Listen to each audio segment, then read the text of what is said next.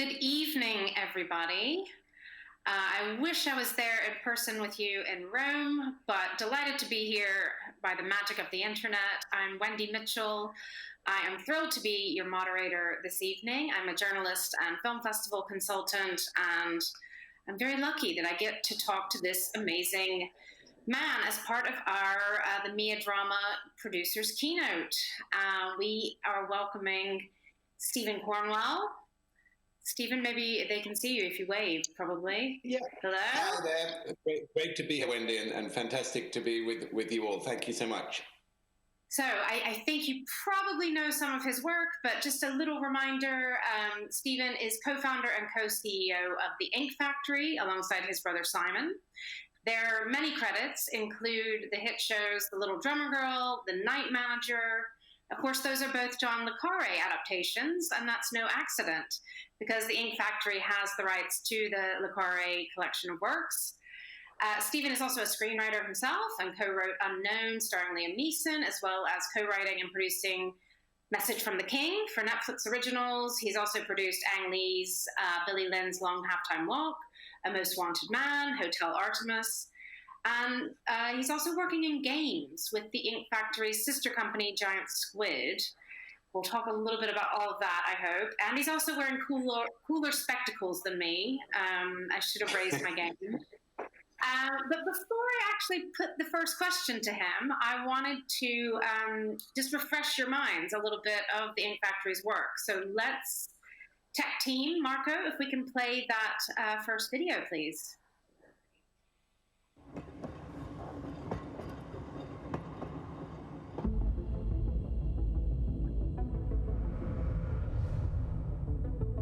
Every good man has a little bit of bad, doesn't he? But that little bit just might kill you. It's going down. What? We're not policemen. We're spies. I want to put you inside his operation. You'll be in so deep, you'll worry that you'll never get out of it. Never before have we had an informant this high up. It's not safe to stay here. I've got a new asset. My name's Pine. I'm the night manager. Your choice is between us and nobody. The clock is ticking. He told you he was a member of the Russian mafia, and you still agreed to help him. He said that his children would be killed if I didn't. You believed him? You are a cool cucumber, aren't you?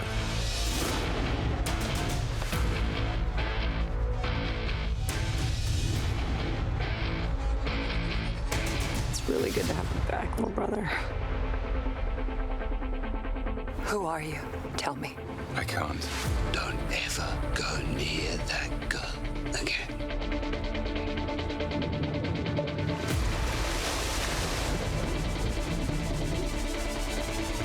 All I'm asking for is more time. And if this kid lets off a bomb?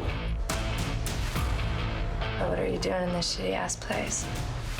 Little sister is missing. I need your help. What can I do? I'm a teacher. Give this to your MI6.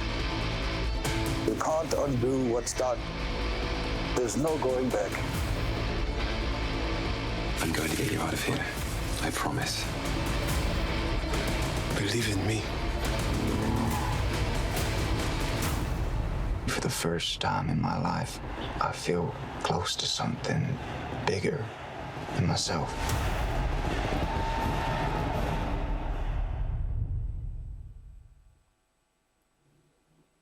Wow. Some exciting stuff there. And yeah, let's talk about something bigger than yourself, which is the Ink Factory. Seamless, I know. I was lucky to speak to you and Simon 9 years ago when you were setting up the company. And I'm just curious how you would say that the landscape for both film and TV has changed since you started 9 years ago. I think certainly, I mean, if you break those two things out, I think broadcast television, we've seen a real evolution, and I think a very exciting one. I think you've seen a transition in some ways it's hurt feature films, but in some ways kind of defines features exciting to me as well. But I think you've seen a transition of quite a lot of storytelling to broadcast format, to longer format storytelling. I think particularly novels, IP adaptation really has found a great home in television that wasn't there 9 years ago. And I think with that, we've seen a whole creative explosion of broadcast, which is very exciting. And I think, in some areas, features have suffered. Things have got more complicated. It's got harder to get some movies made. On the other hand, it's also defined what makes features different and defined stories that really live in that visceral kind of emotion of a movie theater. And that format also really liberates and has been very exciting for film too, I think, in different ways. And how do you describe now what the split is of your slate? How much are you working in episodic and how much in feature film, or does that change year to year? I think I would say that's a real cultural and sort of company shift there, which is probably very reflective of the industry at large, which is, I think, when we started out, we saw ourselves primarily as a feature film company that would make, over time, some television. I think now, like many producers and studios and indie studios, really looking at broadcast as in a sense the backbone of the company, and features as something we're very interested in, but is more driven by the particular talent configuration or something that we feel really lives in that space and is very uniquely told in a feature format. But television has become the sort of backbone of, if you want to put it, the kind of creative and business plan of the company. Yeah, makes sense. And I mean, how would you typify something that is, you think, needs to be a feature film?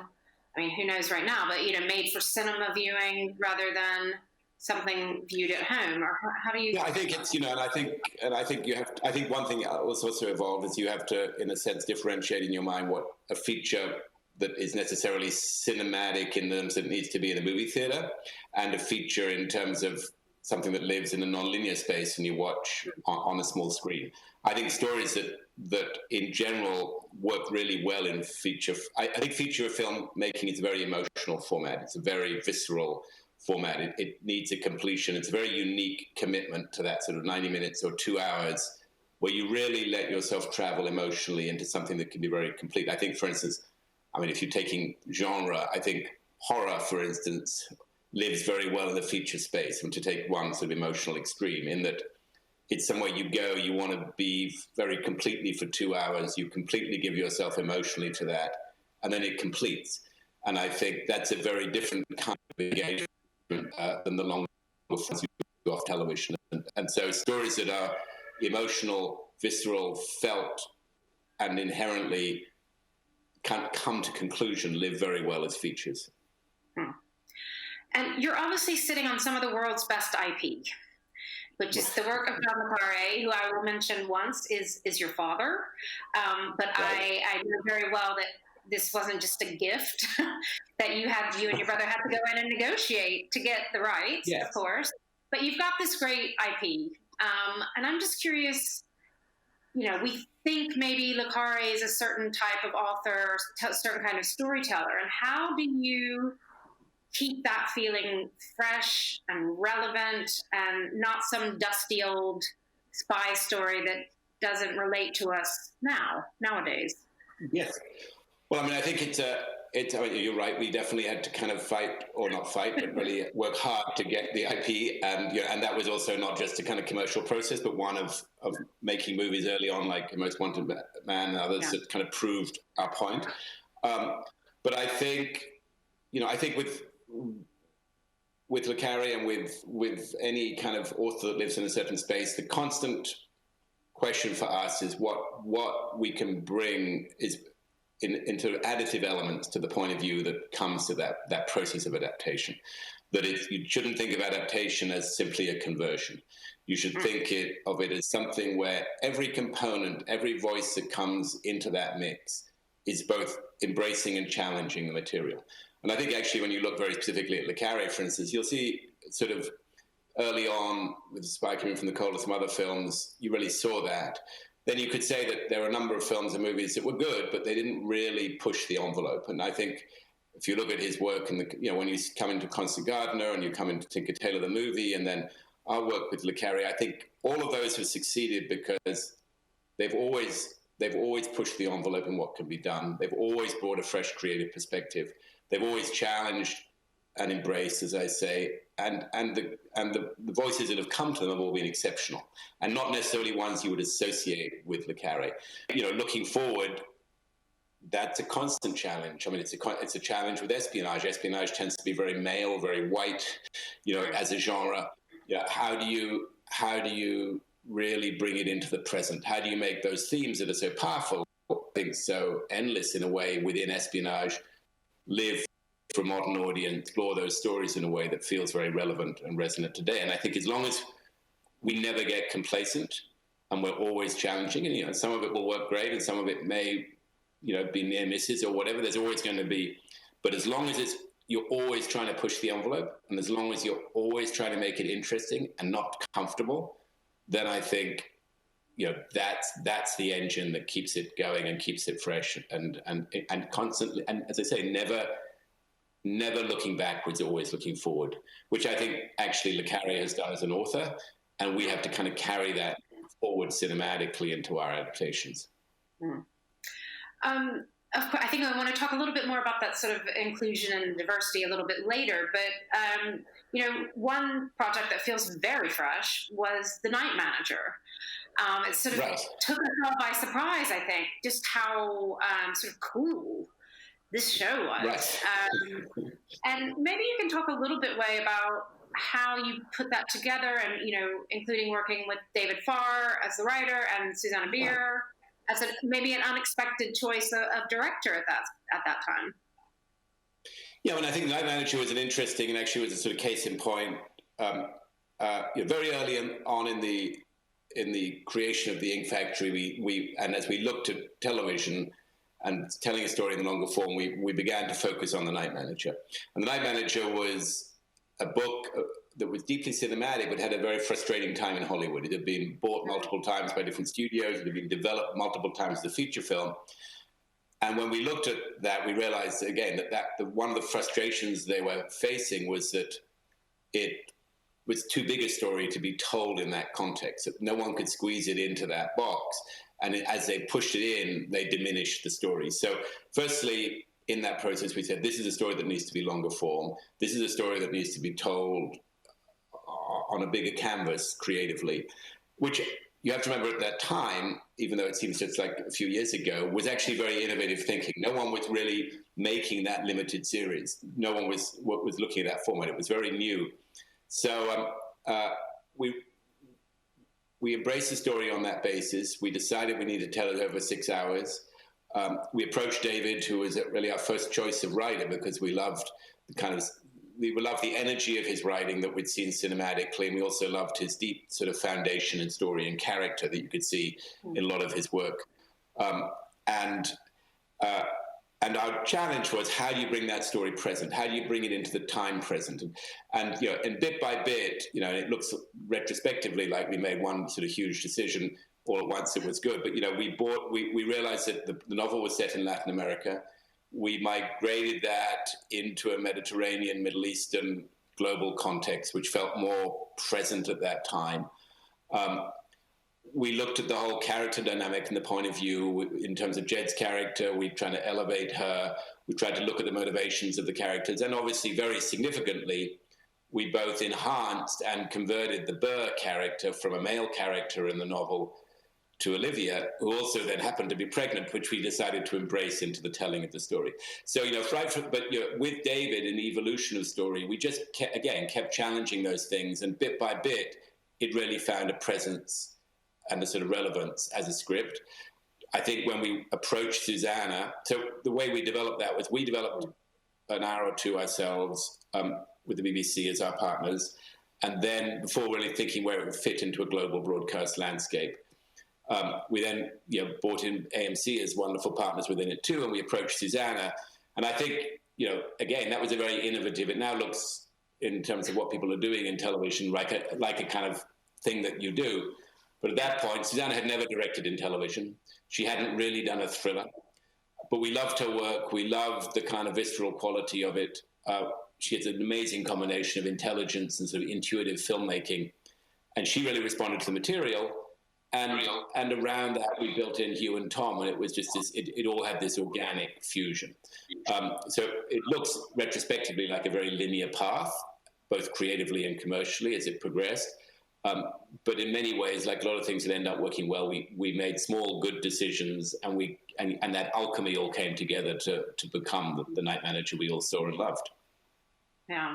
And I mean, with Susannah, were you hoping to get sort of a bit of a female gaze in the series? Yeah, I think so. I mean, again, I think we're very conscious of the Anglo-Saxon quality of Le Carré, right, which is an essential component of his espionage, as they say, as being a very male terrain, and I mean, so we wanted to challenge that. I think sometimes people kind of we went to Susannah because I think she's a phenomenal director. She happens to be a female director who bought a very specific lens, and that ended up wonderfully. But it was about her work and her energy and dynamic. And yes, I think she brought a perspective, part of which was being a female director, that was very fresh and invigorating. Both the way she portrayed female characters and actually, especially, I think the male characters. That she really challenged. She found a humanity in them, and an unlikeliness that was not sort of necessarily in the text. Okay. And I think that was a very unique perspective. This sex scene up against the wall with the bare buttocks of Mr. Hiddleston. Where did that? Did you have to fight to include that? Did we have to fight who? I think BBC was on board. The AMC removed or gave much less bottom in their initial cut. And then sort of popular demand, I think now the bottom has returned. But when it was first aired, it was much more minimal in the US than the rest of the world. Yeah. But I mean, was that a Susannah idea? Was that David or? Yeah, that's very much Susannah. I mean, absolutely. And she's, as I say, she's a very intuitive director. She's very bold about where she goes. She directs in a very naturalistic way. She comes out of that Scandinavian tradition, dogma, so that there's a very part of her process is extremely well prepared and thought through, but also to find those moments, to find that unexpected intimacy, and that emerged as one of those moments, and to build also a comfort level with her cast and who she's working with, to be able to find those moments and have them go there with her. I promise not to ask any other questions about buttocks, so that one's done. I wanted to move next to, of course, Little Drummer Girl, and if you could talk again, that felt very fresh. Park Chan-wook was so out of left field at the time to direct this, I thought. So how did you come to him, and how did that come together? There was a natural fusion again, in choosing to go to Little Drummer Girl after The Night Manager. It's another very rich text of Le Carré's. It's obviously, it had been a feature film, which I think again evidenced the limitations of the feature format. And we felt the themes and ideas, both of her character and that journey she makes, to have a female lens central character, was important. And also a lot of the themes in it, even though it's set very much in period, again, are sort of relevant and resonant in character terms and political terms. It was all felt. So that's why we launched into that project. But we really, again, wanted to challenge expectation. We wanted to bring a lens to the world in which it lived as a story that wasn't overly Northern European, that wasn't, that brought to the whole issue of Middle Eastern politics a perspective that in a sense was external, but brought a lot of its own value to it. And we love the work of director Park. And he himself had approached us over time about potentially doing a Le Carré and his love of Le Carré. And actually at one point had specifically raised Little Drummer Girl as a story he loved. So when we had the first couple of hours of that script, we went to Director Park and we said, this is a crazy idea. You've never done television before. You probably don't want to do this. And he responded bit by bit. He's a deeply thoughtful man, but he found himself incrementally drawn in, and he became the director on the project, which was which was an amazing journey for everyone. And I think you've very clearly explained why both of those were maybe good for series rather than feature film. But I'm also curious why limited series? Did you ever think about continuing series for either of those? Well, I mean, The Night Manager, it's an eternal. I mean, I think there's a story that obviously has potential for continuation, right? I mean, it's not actually, ironically, it's not something we really realized when we went into the project, but it's something we realized as we came out of it, is that, Pine and Roper and Burr all live.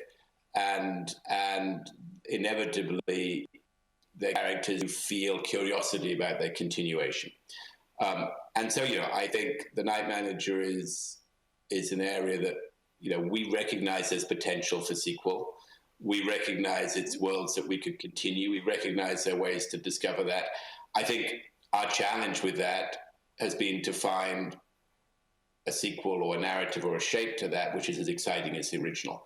And again, our determination not to look backwards, we would make a sequel to The Night Manager, and we actively think about it and circle it and work on it if we could find something that we thought was exciting as the original and move beyond it, that differentiated. Little Drummer Girl, I think it's, again, the central characters in some way live, but it feels like a very closed-ended story. But in general, obviously in broadcast right now, the possibility of continuation is something to keep very much in mind. When we look at another of the projects we are looking at doing, which is Spy Coming from the Cold, we look at seeing if there's a way to continue aspects of that. So, I think it's a big question for broadcasters. They are getting more and more resistant to limited series. They have to be more and more special. So either you have to work on making them more and more special, or you have to ask yourself the question of how, in one way or another, does this continue? And you just mentioned Spy Who Came In From the Cold, which I wanted to ask more about. I know you can't reveal tons about that project yet, but it's been announced. Will it still be set in the Cold War, for instance? Yeah, absolutely. It will be set in the Cold War. I think it's a story, and I think you can't be kind of questioning a period on that level with a story like that, because it lives so much in that moment, as Little Drummer Girl lives so much in that moment. So we have to embrace the period, and we have to embrace the story, which obviously is one of the greatest espionage stories ever told. But I think what we're trying to do with The Spy, again, in terms of challenging ourselves, when that book was first written, it was revolutionary. And it became a success. It sold 30 million copies. It was an absolute world changer. And in many ways, it's influenced so much that's come since that it's become hostage to its own legacy in a way, right? And so when we're going back and making the adaptation, the question we're asking ourselves constantly is, how can we make this story, for an audience that is going to discover it for the first time, as powerful and surprising and effective as it was? How can we make this as seminal as a piece of television as the book and actually the movie were in the early 1960s? And how can we make them feel so fresh? And of course, a lot of the themes, with what's going on in the world today, a lot of the themes of identity and loyalty and betrayal and love are themes, and the Cold War are very present to a modern audience. But it's about how you bring them and how you re-examine those characters and how you tell that story with an immediacy that is true to the period, but also feels incredibly present and now to an audience watching today. And, for an audience watching today, we're living in an era of Me Too and Black Lives Matter and more about inclusion. And that's mostly a book about white men. Yes. So how do you marry up that? I mean, you mentioned it earlier that, you want to try to... Yeah. Well, I mean, obvious. I mean, The Spy is, each book has its own challenges. In terms of The Spy, yeah, they're very. I mean, it is an extremely white male story, right? And and of course, it is a world in which, there is a side of that was that world in terms of the kind of dominant decision making and presence, and in some ways, I think what we're looking at very hard is the character of Liz, who is the female lead in The Spy, who is in some ways recessive, although very key emotionally in the novel. How to really explore her identity, how to look at the period of 50s coming into the 60s and really think about where social issues sat within that context, how diversity culturally was beginning to happen, certainly in the UK as an issue, how immigration into Germany and Europe was really present. And Liz's identity, which is very suggested in the novel, and her past and how she's evolved, how to build that in, and also how to inform the book or the adaptation with some of the stuff that comes later in the Le Carré oeuvre. To think of this book of how it sat in the greater universe and the story of these characters and the progression of Smiley and Gwilym, and particularly the female roles. They say Liz, there's a character later in Le Carré novels who's another female operative who can be introduced potentially in The Spy. There's Connie Sachs, who becomes a big character in Tinker Tailor, who's sort of dormant in The Spy. So I think the focus of that diversity in an immediate sense is the female characters probably in The Spy. Yeah. But in general, with espionage, yeah, I think it's something very, very much on our minds. I mean, it's very specific to Le Carré, obviously, and we're looking at another Le Carré adaptation, which is too early to talk about, or a couple actually, where we're really looking at how to diversify and they live more diversify culturally the lens through which they are told, right? And how to anchor that. And I think, in espionage in general, which is an area we'd love to be, we're looking at and developing projects outside the Le Carré IP, how to reimagine some of those stories, how to reimagine some of those questions, how to think about espionage in a contemporary context that breaks away from a lot of those tropes and those expectations and brings a freshness as perspective is something that we're very, very actively looking at. And I think is actually, and it speaks to what resonates with an audience, and I think excitingly, the kind of flip side of the insularity and nationality and xenophobia we're seeing in a lot of government right now is, I think, an audience, a global audience that is really excitingly ready to embrace multiculturalism, to see stories told from different perspectives, to identify with a much more broad range of characters. So I think thinking diverse in the broadest way, thinking about how story is told and seen and who those central characters are and how it's voiced isn't just a kind of creative and cultural necessity of the moment. I think it's also, in exciting ways, a sort of audience and commercial reality. That is where the future lives. And if you're not ready to think in those terms, you're not really doing what's exciting or successful, I think. And that's that's very much the world we live in. And in our genre and in our company as a whole, I think it's really important and really exciting to challenge. I have a thing on my wall, which is a circle, and it's and I constantly talk to writers about it, and I call it the comfort zone. And anytime anything we're doing falls into that comfort zone, what can we do to push it out of it? What can we do to make sure that nothing lives in that spectrum of expectation? That's great. I think everybody should go home and put a Post-it on their wall with that comfort zone and get out of there. You mentioned just now the originals that you work on, and that's something I wanted to talk about. Not everything is Le Carré. Can you tell us sort of what you're looking for with original projects, and anything you can mention that's coming up? I think it's too early to mention anything coming up. I mean, yes, we're doing a lot of work in. I mean, I think our company falls into, our focus is sort of in three areas. Obviously, there is the Le Carré and everything we've talked about, and how to push the envelope there and plan it. I think the role of IP in general. I mean, books, other material is something very key in media right now. And so we constantly, proactively, and we are looking and buying other books. Obviously, if you look at a movie like Billy Lynn's Long Half-Time Walk, that was developed from a novel. We have 3 or 4 other really fantastic novels that we're adapting right now that have a broad spectrum of genre. So we're very active in the book space, and we're constantly looking and buying and developing. And that's not just about espionage. That's stuff that we feel has a really broad range of audience. And then we're very focused on original, as well. I mean, IP, everybody talks a lot about IP, but in many ways they forget that IP is just a label we put around being creative, or something that is pre-existingly there that was created.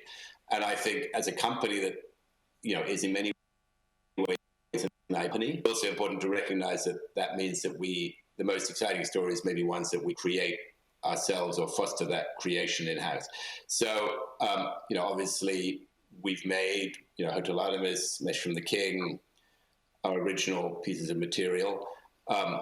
And we're very actively working with writers to develop original story all the time. And to me, and a lot of that is about actually some of what we've been talking about, which is how you take espionage, how you take the things Ink Factory is associated with and completely reimagine them or cross-genre them or bring new voices into that mix, new lens. We're looking at and working with writers who we feel are really exciting and bring a different kind of point of view, and that can come into our space or into areas we're interested in ways nobody would expect. And so that's, we have a number of those projects in development, and it's an area that is, if you're looking at sort of free pass for the Ink Factory, it's something that we're really questioning and exploring how to engage with talent and how to really incubate those early ideas and support those ideas. Because again, I think if you're looking at the broadcast landscape right now, there's obviously a very high IP, there's an IP focus, whether it's comic books or novels. But some of the most exciting things you're seeing on TV are also those fresh voices, those new, and also voices that come from unexpected places that are bringing a point of view that you'd never previously imagined. Can you mention just a few of your favorites then? I'm putting you on the spot. It's sometimes hard to think, but have you been watching I May Destroy You? I was going to say, I think I May Destroy You is a very good example of that, right? In that, and it also speaks to,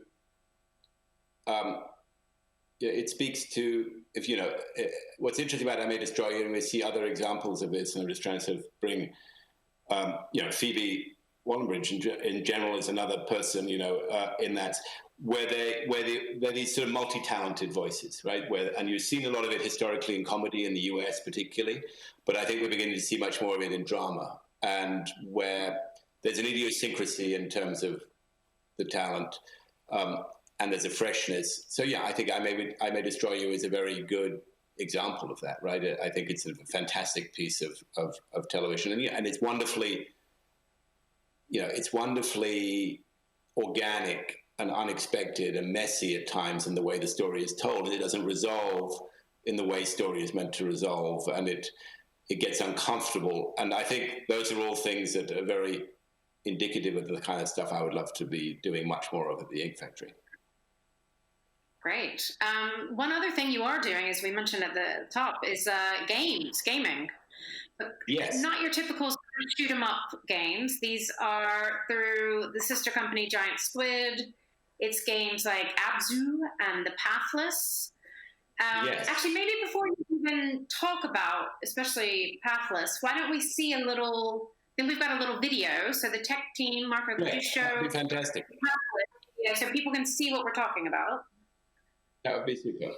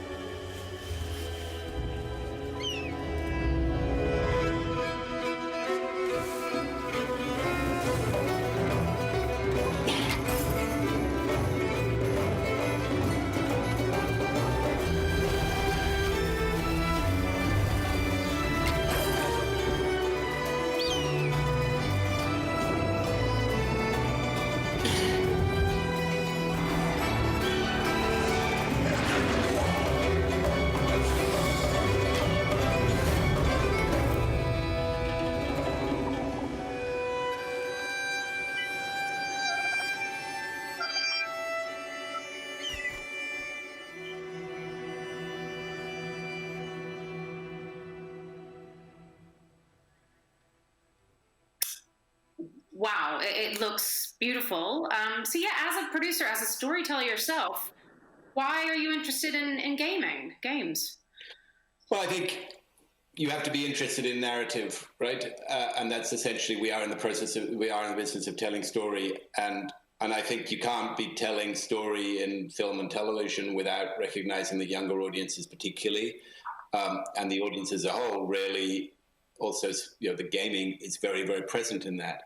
And it's a huge audience, and it probably speaks a lot to the future of storytelling in many ways. So I felt for us, we should be really engaged in exploring narrative gaming. And Matt is someone I had known for a while. He's an exceptional, Matt Nava, who created both those games and is creative director and co-founded Giant Squid with me. He's an extraordinary talent. And there are very few of those talents out there. In filmic or television terms, he's a James Cameron or a Spielberg in terms of his, as a young version of one of the. And so to me, and he creates narrative games. He creates games that take you through an emotional experience as well as an interactive gaming experience, and they leave you somewhere else at the end than you were at the beginning. And so to me, for us, without really thinking, this converts to film or television, or we should have this IP to adapt, this is a form of storytelling that I think we need to engage with and support and realize. And in one way or another, that's going to inform what we're doing in film and television, and that you can't be exclusionary about that. So that was really the motivation, to our, luckily within that, both Abzû and I think the Pathless, when it comes out, will be very successful games. But you should. I don't know if Pathless will come out in November. Abzû, I don't know if you ever played it or looked at it, and Pathless even more so. They are deeply engaging character stories that you become part of and feel your way through. And I felt that was, that's a wonderful thing and something very much to support and something to really think on. And I've learned a lot as a film and TV storyteller by working in that space, seeing how story evolves and how that works and the way it can inform what we're doing. And, and I'm sure in the future that will start to cross-pollinate more and more for us and for the world at large. Yeah. No, for me, who doesn't play any games, I'm thinking I'm going to have to try it if they look this gorgeous, and it's not just people in cars. Yes, they are deeply creative too. Yeah. I'm really sad to announce that we have to wrap up because our time is coming to an end. I should mention that Stephen was very open to having audience questions. It just didn't quite work out technically, logistically, because of the platforms, and we should mention he's in California right now. But I hope, I hope in a few years, maybe he'll bring Spy Who Came In From the Cold to Rome, and you can see it and talk to him in person then. But Stephen, you've been so generous with your time and also just sharing your thoughts. So I really want to thank you and really thank the audience who has joined us actually in Rome and online. And we're really thankful that you joined us today. We're glad we were able to connect even in this way. We wish we were there in person, but really happy that we got a chance to have this chat. Thank you to Mia, to the drama department, to Gaia for organizing this, because it's been fascinating. So we can't wait to see more Le Carré, more games, more originals from you. Well, thank you so much, and let's make that a date. The Spy Coming From the Cold in Rome at some point in the future. It'd be fantastic. Okay, I love it. I'll meet you there. So thank you, everybody, for joining. Thank you so much, everyone. It's been wonderful talking to you. Great. Bye. Thanks.